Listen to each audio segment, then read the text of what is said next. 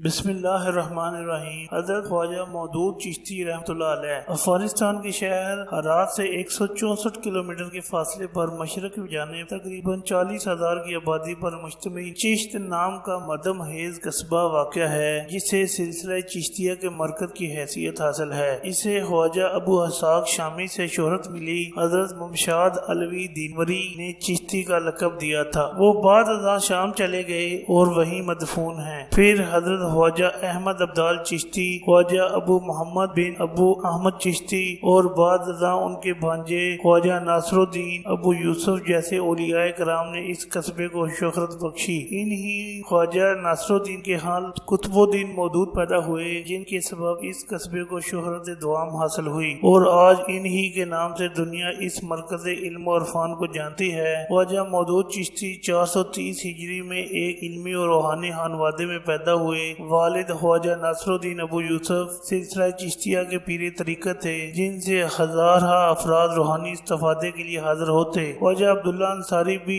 جو پیر ہرات کے نام سے مشہور ہیں اور جن کے نام پر وہاں بڑی ایک سرکاری یونیورسٹی بھی ہے، ان کے خلفاء میں شامل تھے۔ والد طرف سے آپ کا نسب 14 واسطوں سے حضرت سیدنا حسین رضی اللہ تعالیٰ عنہ سے جا ملتا ہے، جبکہ والدہ کی جانب سے حسن تھے۔ والد کی شادی کا واقعہ یوں بیان کیا جاتا ہے کہ ہرات کے ایک گاؤں میں ایک درویش رہتا تھا، جس کی بیٹی اپنی نیک سیرت اور پرہیزگاری میں مشہور تھی۔ ایک روز اس لڑکی نے خواب دیکھا کہ 14ویں کا چاند اس کے پاس اترا اور اسے کہہ رہا ہے کہ تم میری بیوی ہو اور تمہیں اللہ سے مانگا ہے۔ جب لڑکی کا والد خواب کی تعبیر پوچھنے خواجہ ابو یوسف کے پاس آیا تو آپ نے اس کے کچھ کہنے سے قبل ہی اسے خواب بتا دیا اور پھر کہا، وہ چاند میں ہی ہوں۔ یوں آپ کی اس سے شادی ہوئی، جس کے وطن سے 2 بیٹے خواجہ مودود چشتی اور تاج الدین پیدا ہوئے۔ آپ نے ابتدائی تعلیم والد سے حاصل کی۔ 7 برس کی عمر میں قرآن پاک حفظ کیا اور 16 برس کی عمر میں دینی علوم کی تکمیل کر لی۔ بچپن ہی سے متقی و پرہیزگار تھے،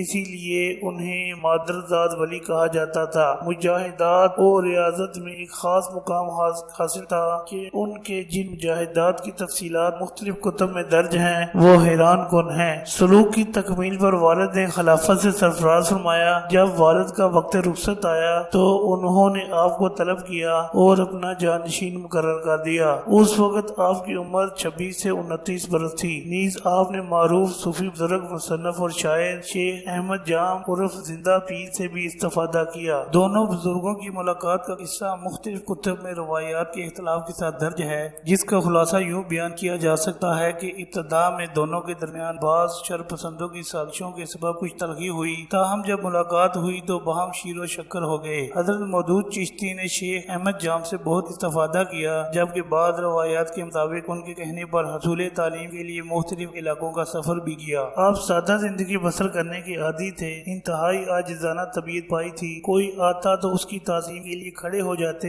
ہمیشہ سلام میں پہل کرتے، سادہ لباس پہنتے، اکثر روزے سے ہوتے۔ سلجوق سلطان آپ کی عقیدت مندوں میں سے تھا اور قیمتی تحائف بھی بھیجتا جو آپ ضرورت مندوں میں تقسیم کر دیتے۔ کثرت سے سما کی مجالس میں شریک ہوتے، تاہم وہ مجالس آج کی طرح کی نہیں ہوتی تھی۔ ان میں علماء اور مشائخ کی بڑی تعداد شریک ہوتی۔ مجلس کا آغاز تلاوت کلام پاک سے ہوتا، پھر مختلف اشعار پڑھے جاتے جو خلاف شرع نہ ہوتے۔ آپ پر سما کے دوران ایک خاص کیفیت طاری ہو جاتی، جس کے دوران کبھی گریہ کرنے لگتے تو کبھی لبوں پر تبسم ہوتا۔ صاحب علم تھے اور اہل علم کو پسند فرماتے، جاہل صوفیوں کو اپنے قریب ہی نہ آنے دیتے۔ فرماتے، جاؤ پہلے دینی علوم حاصل کرو، پھر راہ سلوک میں قدم رکھنا۔ اس زمن میں آپ کا قول ہے کہ جاہل صوفی شیطان کا مسخرہ ہوتا ہے۔ حصول علم، روحانی استفادے اور مریدین تعلیم و تربیت کے لیے حجاز مقدس، فلسطین، عراق، بلخ اور بخارا وغیرہ کا سفر کیا، جبکہ آپ بلوچستان آمد کے بھی تاریخ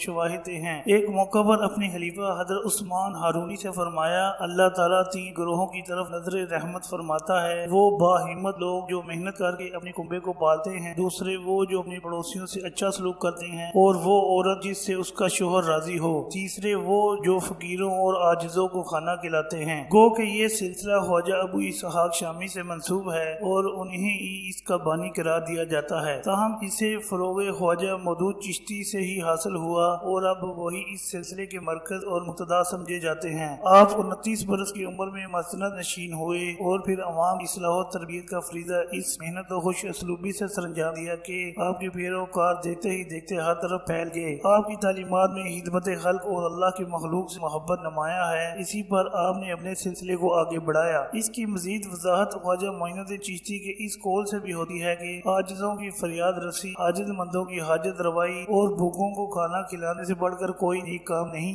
آپ کے فیض یافتگان کی کثرت کا اندازہ اس سے بھی لگایا جا سکتا ہے کہ سوانح نگاروں نے آپ کے خلفاء کی تعداد 10,000 تک بیان کی ہے، جبکہ مریدین اور معتقدین کا کوئی شمار ہی نہیں۔ اگر ہم برے صغیر پاک و ہند کی بات کریں تو یہاں خواجہ مودود چشتی کے خلیفہ خواجہ عثمان کے تربیت یافتہ خواجہ معین الدین چشتی نے اس سلسلے کو عوام و خاص میں ایسا مقبول بنایا کہ اسے مریدین کی تعداد کے لحاظ سے ہیتے کی سب سے بڑے روحانی سلسلے کا مقام حاصل ہو گیا۔ خواجہ معین الدین اولیاء، خواجہ فرید الدین گنج شکر، حضرت قطب الدین بختیار کاکی، حضرت صابر کلیر، خواجہ نصیر الدین چراغ دہلوی، خواجہ گیسو دار، شیخ عبد القدوس گنگوہی، پیر مہر علی شاہ، خواجہ سلیمان تونسوی، خواجہ شمس الدین سیالوی، خواجہ نور محمد مہاروی اور حاجی امداد اللہ مہاجر مکی سمیت پاک و ہند کے بہت سے مشائخ اسی سلسلہ کے چشم و چراغ ہیں۔ اگر ہم قیام پاکستان کے قریب کی مسئلہ کی تقسیمیات پر جائزہ لیں تو دیوبند مکتبہ فکر کے بیشتر مشائخ چشتی نسب کے حامل ہیں۔ ان میں مولانا قاسم نانوتوئی، مولانا رشید احمد گنگوہی، مولانا اشرف التھانوی، شیخ الحدیث مولانا زکریا کاندلوی، ڈاکٹر عبدالحی عارفی، مولانا یوسف لدھیانوی، حکیم محمد اختر وغیرہ چشتی سلسلے ہی کی بیعت ہوئے ہیں۔ بریلوی مکتبہ فکر کی بات کریں تو وہاں گو کہ قادریہ سلسلے کی نسبت غالب ہے کہ مولانا احمد رضا خان اسی خانوادے سے تعلق رکھتے تھے